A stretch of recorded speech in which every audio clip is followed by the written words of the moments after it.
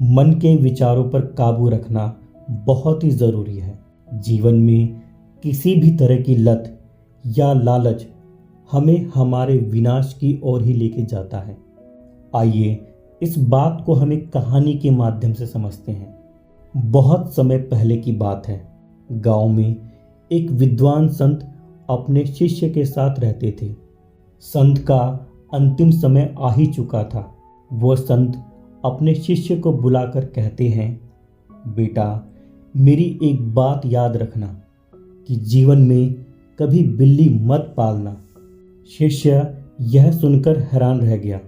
इससे पहले कि वह शिष्य संत से कुछ पूछ पाता कि संत चल बसे।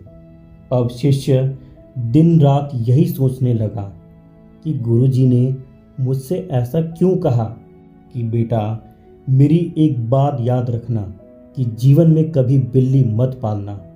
भला मैं बिल्ली क्यों पालूंगा? लेकिन शिष्य यह जानता था कि उसके गुरु एक बहुत बड़े विद्वान थे।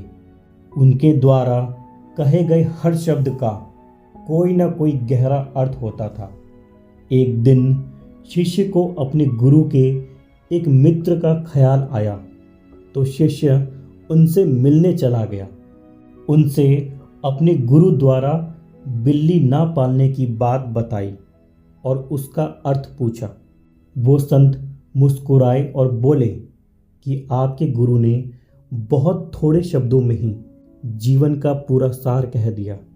मेरे गुरु ने भी मुझे अपने अंतिम समय में यही उपदेश दिया था, पर मैं मूर्ख था, समझ नहीं पाया और मैंने अपना जीवन बर्बाद कर लिया। आज मैं इसका अर्थ तुम्हें समझाता हूँ, तुम इसे बड़े ध्यान से सुनना। जब मेरे गुरु ने मुझे बिल्ली ना पालने का उपदेश दिया था, तब मैंने उनकी बातों को व्यर्थ समझ लिया था। मैंने कभी उस बात का अर्थ जानने की कोशिश ही नहीं की। फिर जब मैंने संसार का त्याग कर संन्यास जीवन लेने के लिए वन में रहने लगा, तभी इसकी शुरुआत हुई। वन में मेरे निवास स्थान के पास एक गांव था, जहां मैं भिक्षा मांगने जाया करता था।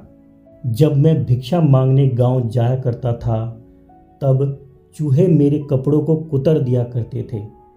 एक सन्यासी होने के कारण मेरे पास सीमित ही कपड़े होते थे, जिन्हें चूहे खराब कर देते थे। मैंने इसका समाधान गांव वालों से पूछा तो उन्होंने कहा कि तुम एक काम करो कि तुम एक बिल्ली पाल लो। यह बिल्ली चूहे को आपके निवास स्थान से दूर रखेगी। मुझे गांव वालों का सुझाव अच्छा लगा और मैंने एक बिल्ली पाल ली। बिल्ली पालने से चूहों का आना जाना तो बंद हो गया, पर अब मुझे उस बिल्ली के लिए दूध की व्यवस्था भी करनी पड़ती थी। अब मैं भिक्षा के साथ साथ गांव वालों से दूध भी मांगने लगा। फिर एक दिन गांव वालों ने कहा कि हम आपको रोज़ रोज़ दूध नहीं दे सकते। इससे तो अच्छा है कि आप एक गाय पाल लो, जिससे आपको रोज़ रोज़ दूध नहीं मांगना पड़ेगा। मुझे गांव वालों का सुझाव अच्छा लगा और मैंने गाय भी पाल ली। गाय पालने से दूध की समस्या तो दूर हो गई, पर अब मुझे बिल्ली के साथ साथ गाय की भी देखभाल करनी पड़ती थी और गाय के लिए घास की व्यवस्था भी करनी पड़ती थी, क्योंकि मेरे निवास स्थान के आसपास घास नहीं उगते थे। अब भिक्षा के साथ साथ गांव वालों से घास भी मांगने लगा। फिर गांव वालों ने मुझे जो सलाह दी, उसी ने मुझे बर्बाद कर दिया। गांव वालों ने कहा कि हमारे गांव में एक साध्वी महिला है जो संतों का बहुत सम्मान करती है। आप उनसे सहायता मांगिए, वह आपके निवास स्थान के आसपास घास उगाने में आपकी मदद करेगी। बदले में आप उसे बस एक टाइम का खाना दे देना। मुझे गांव वालों का यह सुझाव भी अच्छा लगा और मैंने उस साध्वी महिला से सहायता मांगी। अब वो महिला बड़ी सेवाभावी और परिश्रमी थी। उसने मेरे निवास स्थान के आसपास घास तो उगाया ही, उसके साथ साथ मेरे खाने के लिए अनाज भी उगाने लगी और साथ ही मेरे बिल्ली और गाय की भी देखभाल करने लगी। वो महिला बहुत सुंदर थी। मुझे उससे प्रेम हो गया और हमने विवाह कर लिया।